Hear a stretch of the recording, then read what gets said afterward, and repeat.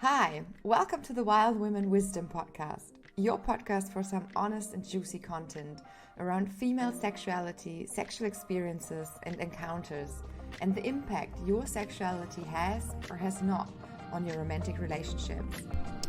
We are Jess and Jem. We will be your hosts, and we're delighted to have you listen in. We hope you enjoy today's show.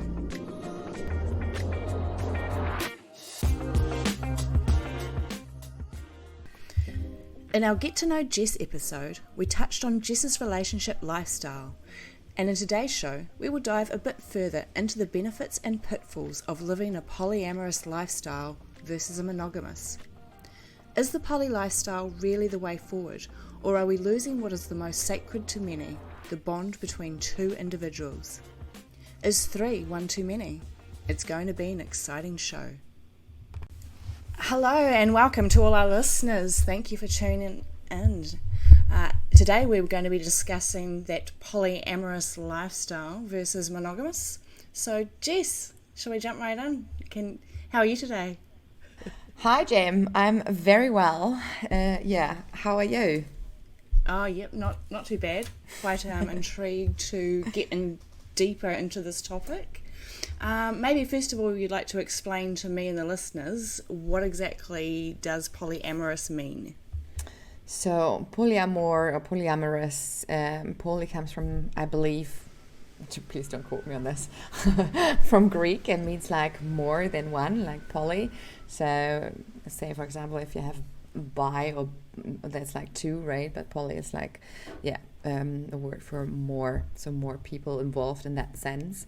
So and it means that you are in a non-monogamous relationship, so you have multiple partners. Those partners don't necessarily have to be sexual partners. These can be partners on all different levels, but you have different bonds on different relationships. Basically, that's what polyamorous or polyamorous lifestyle means. Oh, interesting. So different bonds, you mean like not just the physical, but also the emotional? Is that? Yeah. So, well, you can have, I think there's no limits to the, different bonds you can actually have. It can be emotional, sexual, solely emotional. I mean, like, there's people who I believe do not really engage in sexual encounters. They have like best buddies or people they can go out with to certain events. These kind of relationships are possible in that realm as well. So, but for the majority, I would say, but then I don't want to be so arrogant and speak for all the people around the globe, but I think when you talk about a polyamorous lifestyle, a lot of people talk about having that relationship partner in the sense of like having sexual interactions as well, if that makes sense. That's probably a general misconception, because when I hear that word, that's exactly what I think and envision. So what made you choose this lifestyle, and what do you find so attractive about it? Well, like for me, as I mentioned in my Getting to Know episode as well, where we talked about a little bit about this, but for me, I've always felt like drawn to more than one person, and I always had that feeling, that incline in myself that monogamy, like that whole concept of monogamous relationships, that like conditional love, which I call it, right, where you have to like make compromises for the better good of that other person, so you're kind of like taking away from your own desires, wants and needs and stuff like that. And that is okay on a certain level, and if you do it with love and you're happy doing it, that's totally fine. So please, I hope I'm not stepping on anyone's toes when I'm saying that here, that for me it never really truly was my kind of way of loving, or where I can find myself in that. So what I mean by that is, like, I always had the feeling that I'm capable of giving and receiving so much more love and everything what comes with it. And I always had that feeling that if you, I don't live under the belief or with the belief that if I love one person and I love another person, that I'm taking away from that love for the other person. So I believe that it actually is just giving more love and more of whatever else you can get out of a relationship. But back in the day, when like say 10-15 years ago, it wasn't that on vogue, or it was not regarded as normal. Well, it's still not regarded as normal, so it wasn't really easy to come out with that, basically. But because I had that feeling, and eventually I didn't want to deny myself that part of myself, or I didn't want to deny myself. So that's who I am. I am this person who's capable of loving more than one person. So I had to like step into who I really am. So, and that is the way and how did you go about that? Because that's quite a, shifting from that society acceptable of monogamous relationship to polyamorous. Like say for someone like me hearing these things, because I've got lots of love to give and was actually part of a married couple in my younger years as well, kind of moved away from that idea because it was quite destructive to their marriage. Obviously, probably communication breakdowns. I know there's a lot of questions behind what I'm getting at here, but how would you know if polyamorous is something that could potentially work for you, or is monogamy and frustration in relationships that you get now, polyamory could be something you could explore to see if that works? And then also, how do you stay away from all the issues and things like that if you are going to explore that type of lifestyle? That's a very good question, and this is something which I tell my clients in my therapy sessions a lot. It's all about open and honest communication with each other in any kind of relationship. When communication breakdowns happens, or when we don't talk about our feelings, our anxiety, our fears, not anxieties, but our wants, needs and desires, there will always be friction. There will always be a build-up of frustration. There will always be a feeling of, you don't really see me, understand me. It breeds jealousy. It breeds all these like negative emotions.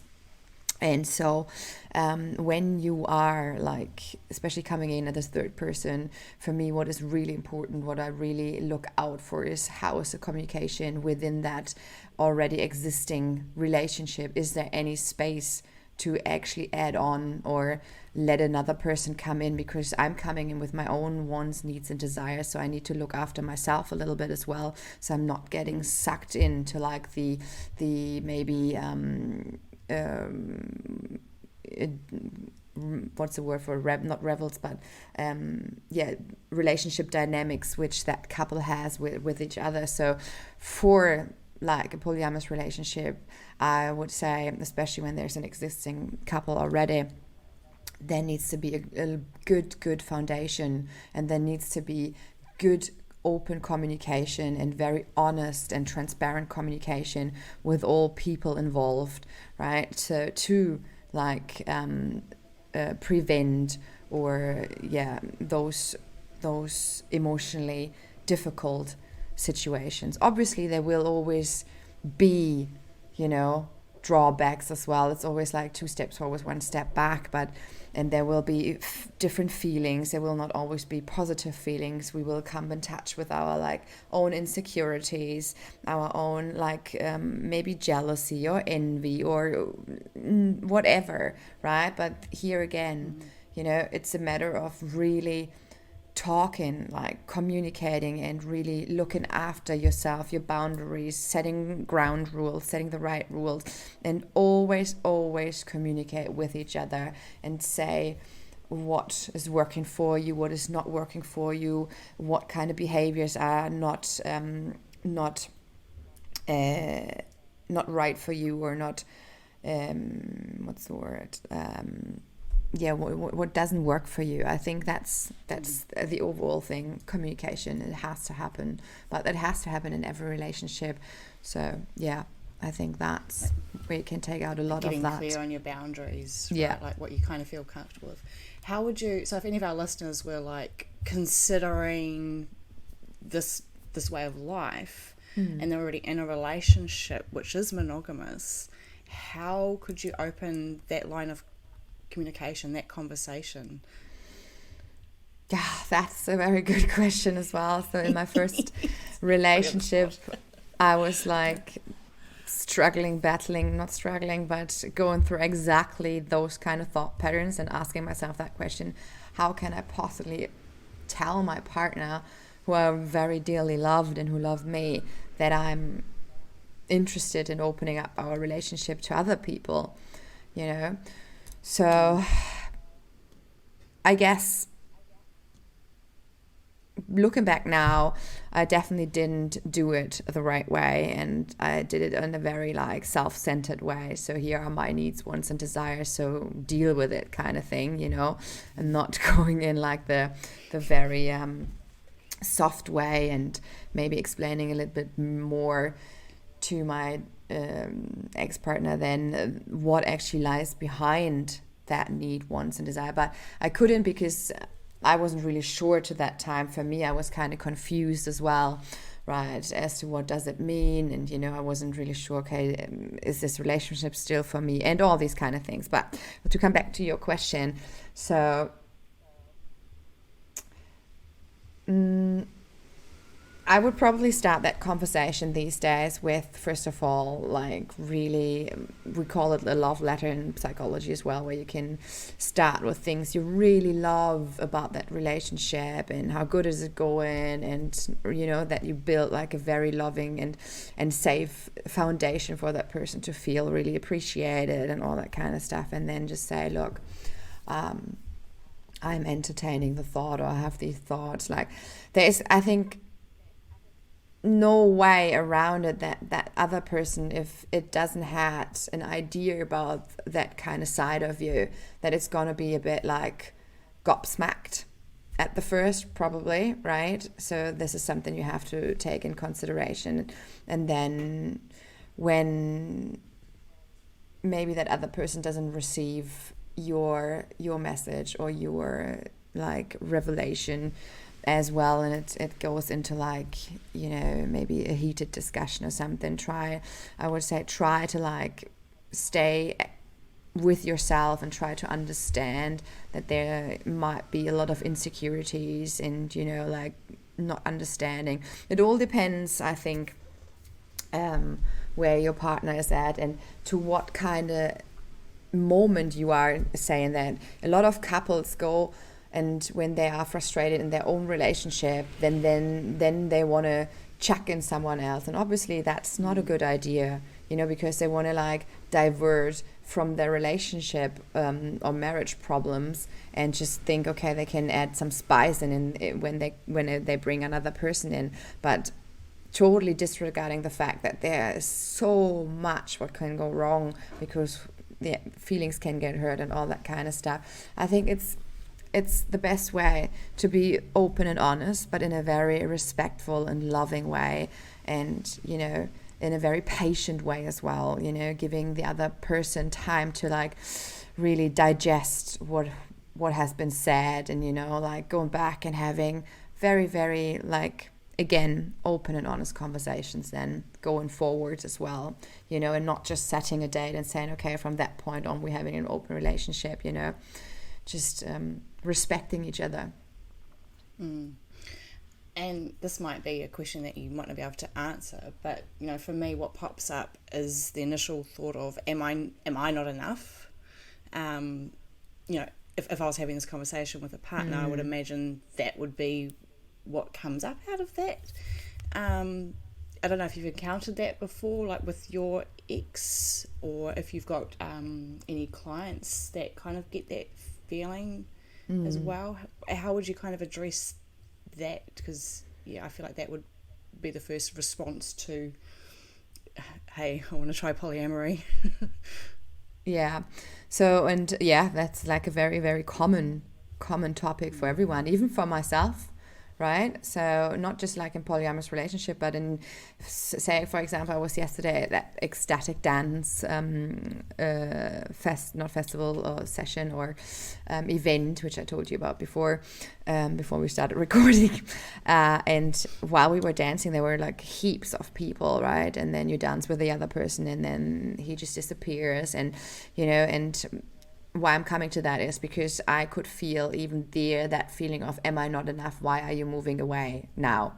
Right? So it's so dominant or predominant in our lives, this kind of like, I would call it like, in a wider sense, we all have maybe a little bit to do with like self-worth topics at here and now and then, and for some people they're more predominant in their lives, they have a very low self-worth or self-esteem or something like that. So, and that's what I meant before when I said it's very important to see, okay, what is your partner dealing with, so, and when that comes in, it's finding or navigating around this and really talking about, okay, what do you need from me in order to feel actually secure and safe and loved and wanted, and so obviously there will be never ever, and that's another question my ex eventually started asking me, okay, who's giving me the security that you're not going to fall in love with someone and just run off?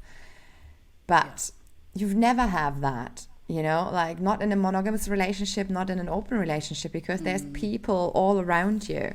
I think it's in a open relationship, it's rather less likely that you run off that easily, even though you're meeting a lot of people, but because you have like this amazing safe haven in your maybe primary relationship, why would you want to give this up?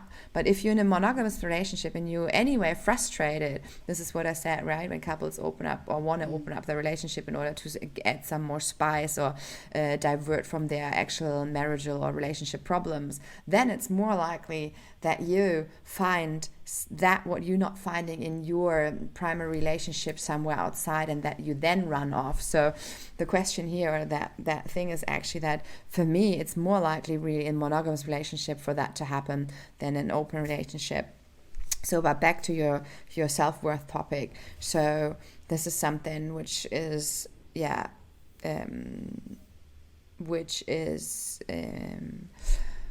which you encounter like in all relationships. And it's important to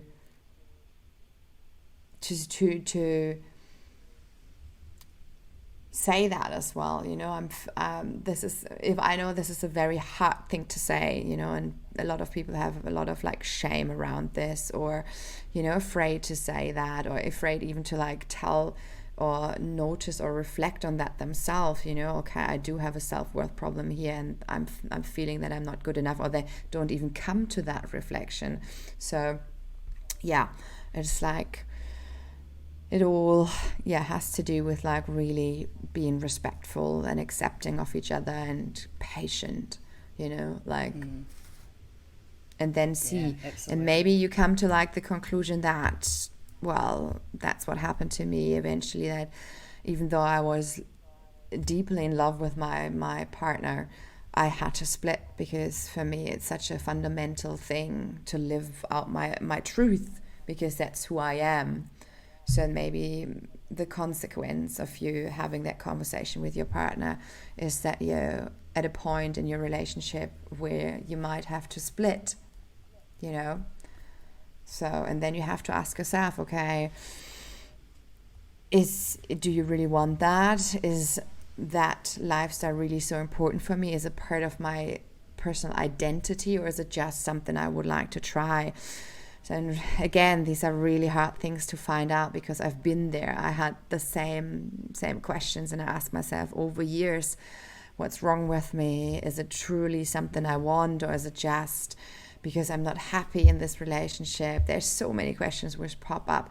And for me, the only way forward was at some point to really try and find out, because if you don't try, how, like for me, that's the way. Like if I don't try, how should I ever get that answer, you know, for myself, if it's really something which is deeply ingrained in me, or if it's just like a fad or like a trend or whatever you want to call it. Yeah. Yeah, and gaining that clarity on what you're actually needing, on what your actual needs are, is quite hard unless you've actually got that time by yourself to figure out what works and what doesn't. Was that your approach, to just be on your own for a bit and figure that out, or did you just instinctively know from your last relationship that it wasn't fulfilling? Well, I had like two experiences with more like about two very serious experiences with monogamy. So in my second one, I already actually made the statement from the beginning that I that way inclined, but still we went in to like make a compromise, and I thought I could live with it, and it turned out I couldn't, and eventually I got frustrated because I was denying myself these parts because I didn't want it to hurt my partner, and I'm no one for cheating, right? So, and eventually like those internal frustrations unloaded into like very small other things during during the day, you know, like how it is like when you're sexually frustrated in a sense, and you don't talk about these things and you don't openly communicate, okay, this is why I'm frustrated. So, and at that point it took, like, I couldn't say it straight away because I knew when I openly say it, we're at a point of no return. We had to go that way then, and it took me a good year to actually come out with this and say, look, I cannot live this way anymore. I love you, but that is who I am, and I'm noticing that I'm getting very angry with myself and frustrated because here I am again, like talking about living your truth and all that kind of stuff, and I'm not living my truth. And I also it felt like that. I felt very deeply that this is my truth, but 100% knowing if I would be actually then when I live it really do like it, or it would be really for me, I couldn't tell you at that point. And that's what my ex-partner asked me as well. Are you 100% sure I'm not going to take you back if you figure out it's not going to, you know, all these kind of things. Yeah. And well, that's what I'm saying. You can never be 100% sure if you have not made that experience. And that's what I said to him as well. Like, I don't know. And this was really, really at that time, because again, I loved him very deeply. It was like literally ripping me apart, you know? So, and I, like many times I was thinking to myself, oh my God, am I doing the right thing here? And is that not all like kind of, I was so confused. But I can tell you this right now. It was, even though it was one of the hardest things I've done, like, you know, literally ripping out my own heart, like to be who I am. Yeah, it was, but in retrospect, it's so rewarding, and I stepped really into becoming me, you know, and really living my truth. And now I do, and I'm like, oh my God, I'm just soaking it all, and I'm just like, I don't know, I cannot tell you, I'm just like it's like insane, like how I feel like, and the possibilities like endless of meetings. So, well, obviously you can in monogamous relationship meet so many people as well, but on absolutely different levels, right? I have the freedom of experience these people on like in their essence, and I get to spend time with them, and I get to like connect with them on any level I want. And that is like, that freedom is thrilling, is elevating. It's just like putting a smile every single day on my face, and like I have this massive energy inside of me. And I believe there's people who feel the same way about like their monogamous relationships, I guess. You know? So I'm not saying it's like one or the other, or you have to like, you know, all now live polyamorous, because I know there's maybe not as many people, but there are people who are very, very happy in monogamous relationships. Yeah, well, you don't know till you try, like you said. Yeah, exactly. Right? Exactly. Yeah. Like Jess's face is just glowing and lighting up now talking about that. So it's it's quite nice to see. Yeah. But speaking of your energy, how do you balance that between, I mean, looking after yourself and then meeting the needs of others? making sure your own needs are getting met as well? Yeah, that's a good question as well. So, well, I'm like a kid in the candy shop at the moment, and it's like truly something I have to like very boundaries. I would say I have to set my own boundaries and like really stick to them, because I notice myself like wanting this and this and this and this, this candy, that candy. And not saying people are candy here, right? But like, just like stick with me with this metaphorical. It's not patronizing or not patronizing. Oh, you know what I mean, right? So, at the moment, I'm still not emotionally invested with anyone in a sense that I'm in deep love with someone or something, right? So that's quite easy for me now to look very well after myself, and and what I do, what I decided for myself. So I am actually sticking with the people I have now, like in my orbit, and I'm making quite sure, or I'm being very strict to myself, which is quite hard, I have to say, because I'm, as I mentioned, the kid in the candy shop. There's so many people out there which I would like to try. But I want to be respectful, and I want to be fair, and I want to be able to be giving and receiving, like I want to make sure that the people who I'm in contact with, that their needs are met, and that I can actually, meet their needs as well, and not exhaust myself and give like, so much energy everywhere. So I'm in a trial period where I'm trying out, that's an acting, how many people or how many balls can I actually juggle, basically. Metaphorically and literally.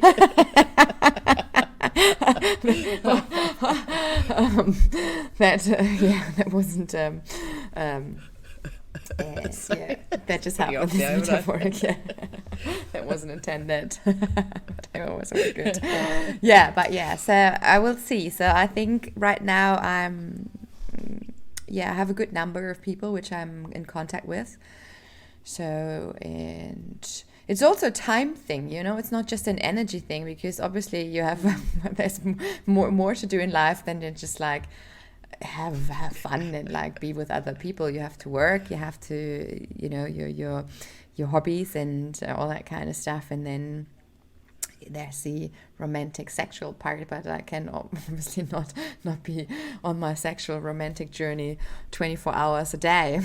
So unfortunately, but I cannot tell you right now like what my sweet spot is in terms of like how many people, because then it's I think it's also to do with every person comes with their own story and with their own personality and their own energy, and to one person you give more, to the other maybe a bit less, and there's so many different layers, so I guess, so we will see how it's all going to progress.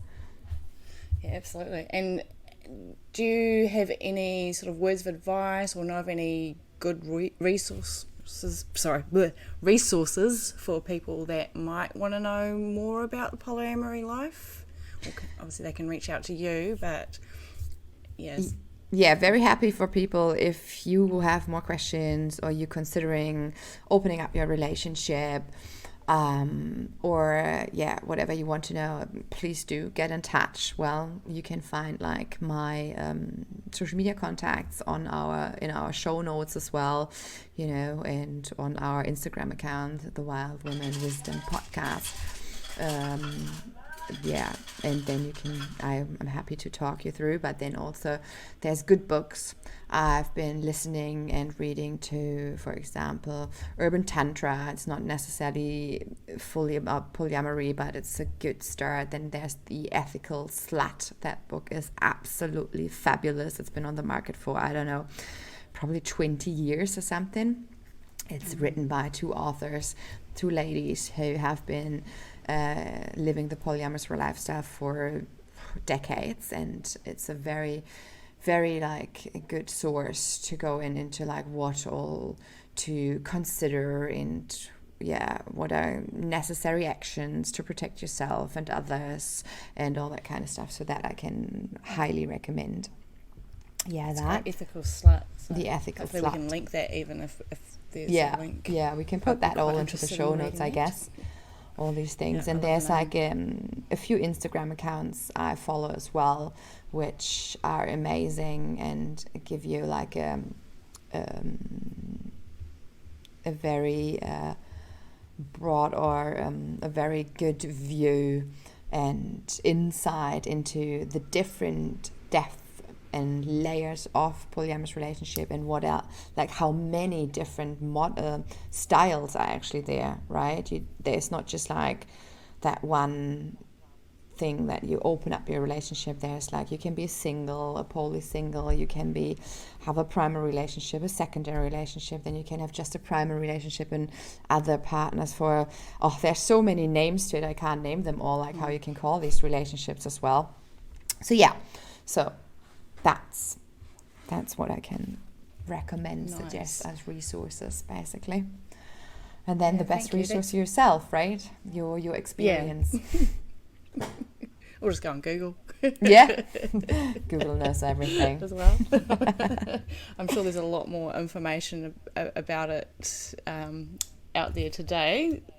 So we're just about coming to the end of our time. It's been really interesting getting to know more about this. I'm definitely keen to learn more from the Ethical Slut book and maybe have a Google myself. You've given us lots of information. Is there any sort of last advice or final words that you might want to say to those who are interested or... Yeah. So I cannot like repeat it too many times. Like, as I said this to my clients in my practice as well, like all the time. And the one word of wisdom I would love to like share with you is really, please do communicate with each other. Like, don't be afraid to communicate your wants, needs, and desire. Step into an open communication with your loved ones, your partner, because that creates a bond. It might be difficult out at the start, and it might be like, complicated, but eventually it will lead to you getting closer to each other, and that's the starting point for everything. To build a good foundation, you need open and honest communication. That's even a rhyme. So, boom. Yeah, and very important to be able to be that vulnerable in relationships too. Yeah. I feel like it would almost strengthen being able to actually talk through, this, I guess, taboo topic with a partner. Yeah, when you shift away from the initial shock and maybe hurt feelings and stuff like that, and go beyond and you manage, or you navigate through that difficult communication, you will feel close, and that's what I mean. You will feel more connection to each other and with each other. Yeah, perfect. Thank you, Jess. Thank you for talking about that and being brave and vulnerable to share your experiences. I definitely appreciate that, and I'm sure our listeners would as well. Thank you.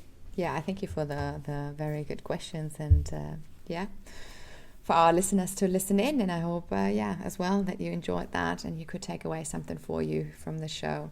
And again, don't be shy and get in contact if you have any questions. Right. Then awesome. Thank you. Yeah. So that's the end of our Wild Woman Wisdom podcast for today. Tune in. We'll be having some more great topics coming up. I can't wait to get further into this. Thank you for your time and energy. We are thrilled to have you listen in. You liked this podcast and would like to hear more of those juicy topics? Then click the follow button and follow us on Instagram at the Wild Woman Wisdom _podcast. If you have any questions you would like us to answer, or you have a topic you would like us to discuss on our show, Feel free to send us an email to info@thewildwomanwisdom.com. If you'd like to speak with either one of us, you can reach out to us on our social media profiles, listed on our Wild Woman Wisdom Instagram account. See you next time. See you Bye-bye. next time. Ciao.